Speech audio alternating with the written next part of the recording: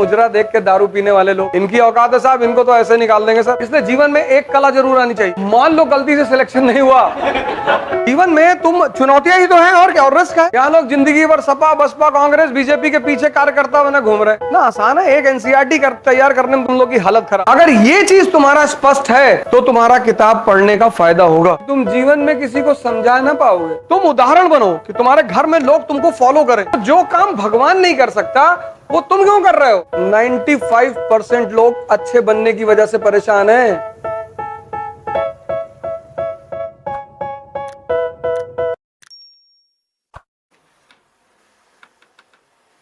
कहते हैं ना, किसी को बर्बाद करना है, उसके सोचने की क्षमता मार दो, उसको काम करना छीन लो।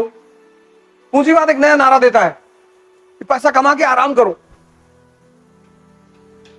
पूंजीवाद का सिद्धांत देखो, कहता पैसा कमाओ खूब, और एक बार तुम पैसा कमाने की रेस में चले गए, फिर वापस कहां लौटोगे? स्टीव जॉब्स लौट पाया? जब तक उसे पता चलता कि मैं पागल हो चुका हूं, तब उसे कैंसर हो गया। कहां भोग पाया वो? तुम भोगोगे शक्ति के बल पे, और शक्ति के अधीन है धन। पूंजीवाद ने तुमको क्या समझा दिया कि तुम भोगोगे धन के बल पे। स्टीव जॉब्स, जब उसे याद आया कि मैंने इतना रुपया कमा लिया, मुझे इस धन को यूज करना चाहिए अपने ऊपर, तब उसको कैंसर हो गया।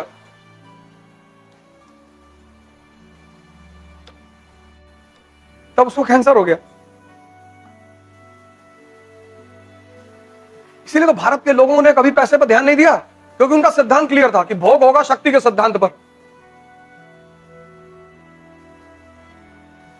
इसीलिए तो शंकर जी लेवाइस की पैंट नहीं पहनेंगे, रेबैन का चश्मा नहीं लगाएंगे। शक्ति है। विश्वकर्मा को पकड़ लाए, महल बनाओ मेरी वाइफ के लिए। बोले सोना, बोले कुबेर पहुंचाएगा। कुबेर को बुला लिए, चल।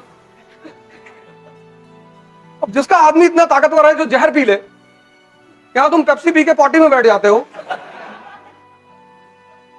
4 पेप्सी पी ली, मेरा भैया पेट बहुत अजीब सा फील हो रहा, खराब है। और जिसका आदमी इतना ताकतवर है जहर पी के, तो वो औरत रहेगी अपने आदमी की पूजा करेगी। तो पश्चिम के लोगों ने हमसे कहा ये तुम्हारा रिलीजन बैकवर्ड, ये हमारा रिलीजन बैकवर्ड है। इसने हमें उल्टी सीधी चीजें सिखा दी। पैसा शक्ति के अधीन है, तुम शक्ति कर लो। पावर रन जाते हैं अमेरिका, यूएस, लंदन, देखो तो बाबा जी आओ बैठो, ऐसे किया जाता है, ऐसे।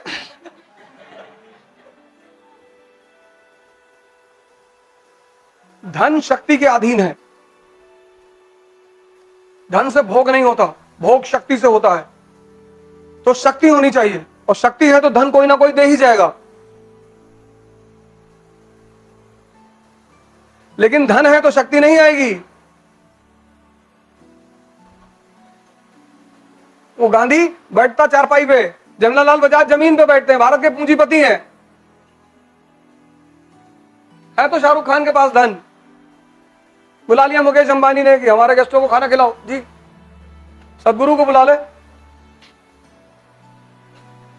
सदगुरु को बुला के बोल दे बाबा जी आप हमारे गेस्टों को खाना खिलाओगे। अंबानी की औकात नहीं है,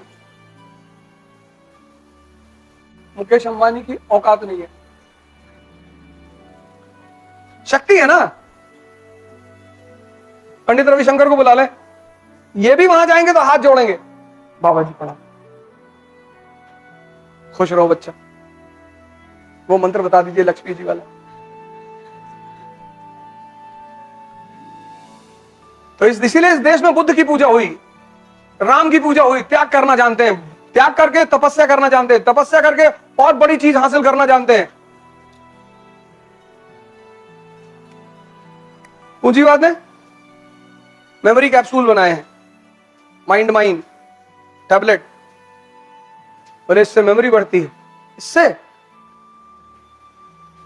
ताकत किससे बढ़ती है? कॉम्प्लायन से। I am a Complan boy.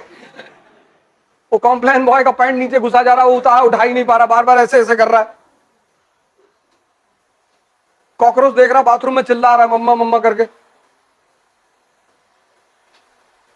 वो देसी लड़का वॉशरूम में गया, कॉकरोच देखा, मारा एक हाथ खींच से, खेलते हुए कॉकरोच से आ गया।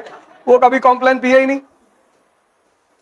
तो तुम्हारे जो कॉन्सेप्ट है वो रिवर्स कर दिए गए, उसीलिए तुम परेशान हो गए, उलझ गए।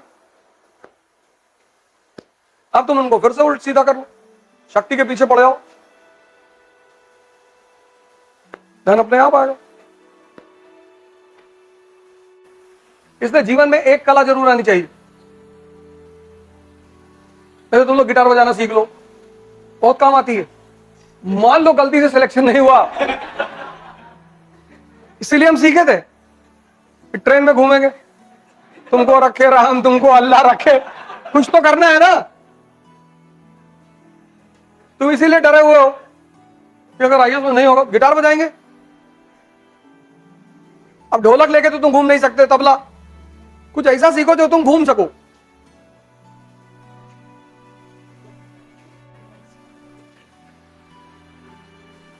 जीवन में तुम चुनौतियां ही तो है, और क्या, और रिस्क है। मोदी जी कितना बड़ा रिस्क लिए। उस रिस्क, उस आदमी की जो रिस्क है ना, उसका कोई तुलना नहीं है। मैं एक प्रधानमंत्री के रूप में भले उनके बहुत सारे कदमों से सहमत ना हूं, लेकिन मैं दो चीजों का उनके हमेशा सम्मान करता हूं। उनकी उपलब्धि का हमेशा, आप मेरा कोई भी वीडियो देखें, मैं उनकी उपलब्धि का बड़ा सम्मान करता हूं, क्योंकि वो जहां से आए हैं उस जगह पर ये चीज का सपना देखना कि मैं प्रधानमंत्री बनूंगा, वही बहुत बड़ी बात है। और बिना लोकसभा का इलेक्शन लड़े सीधे दिल्ली आए, पार्लियामेंट, बोले लोकसभा, बोले बाद में देखेंगे। यहां लोग जिंदगी भर सपा, बसपा, कांग्रेस, बीजेपी के पीछे कार्यकर्ता बने घूम रहे कि भैया वार्ड मेंबर का चुनाव लड़वा दो। उस पर वो नेता बोलता है कि तुम्हारे लिए बहुत अच्छा सोचा है, तुम 2 साल वेट करो, अच्छा सोचा है तुम्हारे लिए, कुछ बड़ा सोचा। तब तक तुम्हारी शुगर बीपी हाई हो गई, तुम 65 के हो गए, अब कहां लड़ोगे चुनाव। वो आदमी कभी लोकसभा गए, जीता ही नहीं, सीधे पार्लियामेंट आया, शपथ लिया। ये सब व्यक्तित्व है। कितनी मजबूती से उस व्यक्तित्व का निर्माण हुआ होगा, कितना जला होगा आदमी, कितने टेम्परेचर में। ना आसान है, एक एनसीईआरटी तैयार करने में तुम लोग की हालत खराब। एक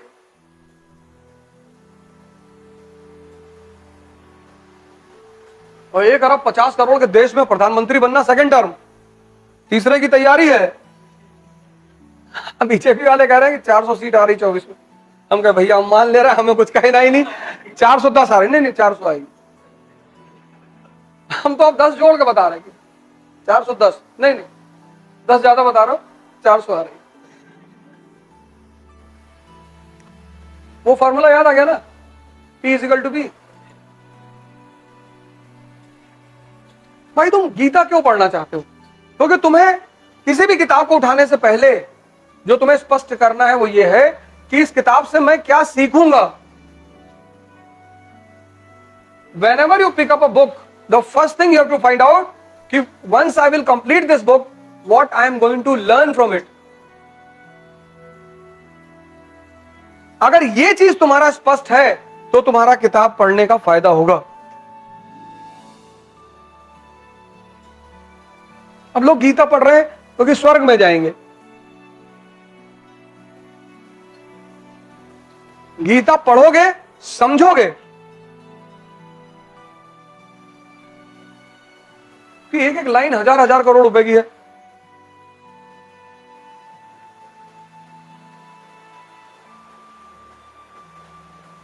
जितनी भी धार्मिक किताबें हैं उनका उद्देश्य क्या है? व्यक्ति को निम्नतम स्तर से उच्चतम स्तर, इंद्रियों से कहा चैतन्य पर। सारी धार्मिक किताबों का उद्देश्य यही है। तो उसमें सूत्र दिए हुए हैं, उसमें फॉर्मूले दिए हुए हैं। तो पहला फॉर्मूला क्या है कि तुम जीवन में किसी को समझा ना पाओगे, बस खुद समझो और खुद समझकर उदाहरण बनो, अपने परिवार के लिए, अपने समाज के लिए, अपने राष्ट्र के लिए, इस दुनिया के लिए। तब लोग तुम्हें फॉलो करेंगे। कुछ लोग दूसरे को समझाने में परेशान, सर हमारा छोटा वाला भाई नहीं पढ़ रहा है, जाने दो। तुम अगर परेशानियों की वजह देखो समाज में, आप अपने आसपास या अपनी ही देखो, तो कोई तुम्हारी ही वजह होगी।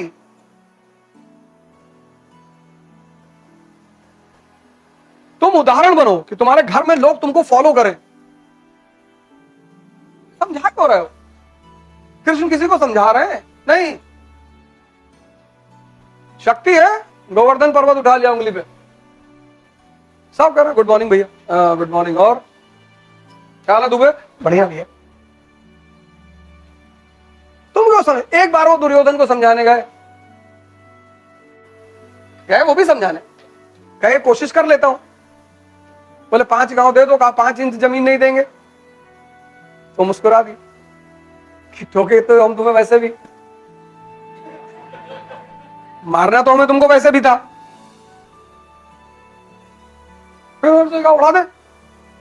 ये ना मानेगा समझाने से। तो जो काम भगवान नहीं कर सकता वो तुम क्यों कर रहे हो? अच्छे मत बनो, उदाहरण बनो, उदाहरण। 95% लोग अच्छे बनने की वजह से परेशान हैं। अच्छे मत बनो, उदाहरण बनो।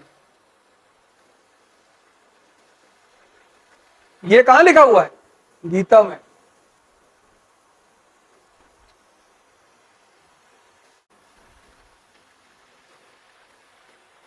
तुम अच्छे बनने के लिए परेशान, हमारे घर वाले हमारी तारीफ नहीं करते, किसी की नहीं करते।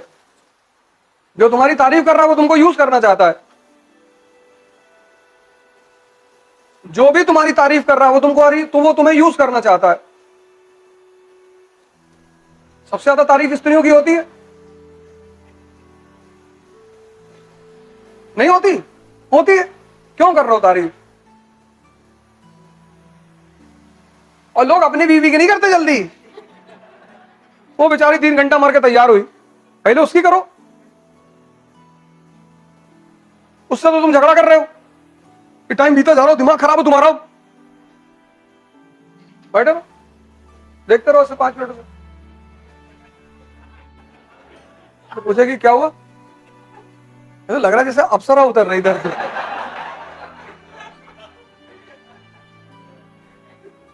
इसी को पंडित रविशंकर कहते हैं आर्ट ऑफ लिविंग। और जब तुम पार्टी में पहुंचे तो अब हो सकता है दुबे जी की वाइफ और ज्यादा सुंदर लग रही हो, कह तो देख रहा हो चुड़ैल जैसी लग रही है।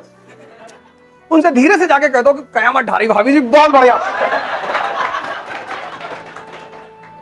लेकिन ये बात तुम अपनी वाइफ से नहीं कह सकते। वो तुरंत बोलेगी जा धंस जा वहीं पे। इसी को पंडित रविशंकर कहते हैं तुम कुछ और ही समझ लिए।